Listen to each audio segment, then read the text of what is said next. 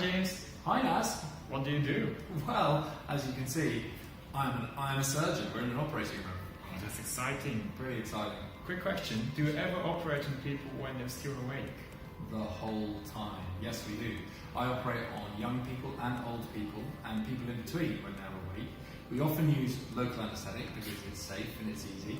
But I also operate on some people after they've had an emergency or they are in the emergency room, and we do that very commonly.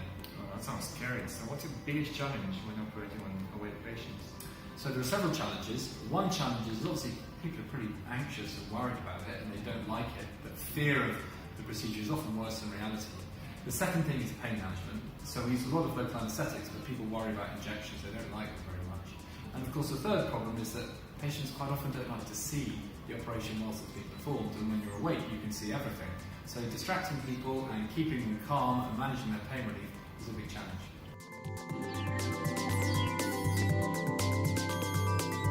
So the idea is to make a game that helps distract patients while they're having a rather painful procedure.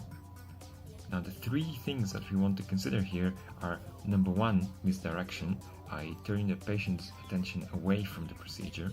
Number two, having an engaging experience whereby the patient is thinking less about the pain and more about the actual gain.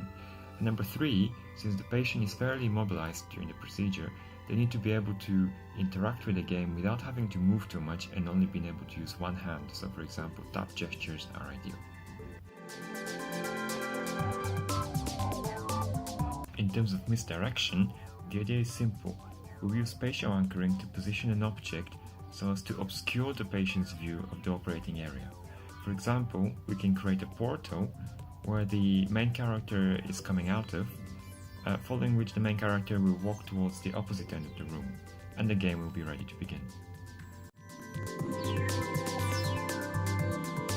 The game will follow the proven jump and shoot approach, i.e. you're a constantly running character and there's enemies and obstacles coming your way and you have to deal with them. We'll be able to customize the experience and the appearance of the character and the weapons that he or she is wielding based on the procedure that the patient is having. So for example, in the video here, you can see a prototype that we built quickly to demonstrate a character running around with a cast, using it as a main weapon, because obviously the patient is having accordingly a procedure that involves putting on a cast. To make the game even more engaging, we're hoping to use the spatial mapping and the spatial understanding capabilities of the HoloLens in order to have more creative positioning of the characters, obstacles, enemies, and rewards. Speaking of rewards, after a while the character will encounter more difficult enemies, such as bosses, that he or she has to defeat. Once defeated, these enemies will release a treasure chest, which will consist of coins and a piece of wisdom.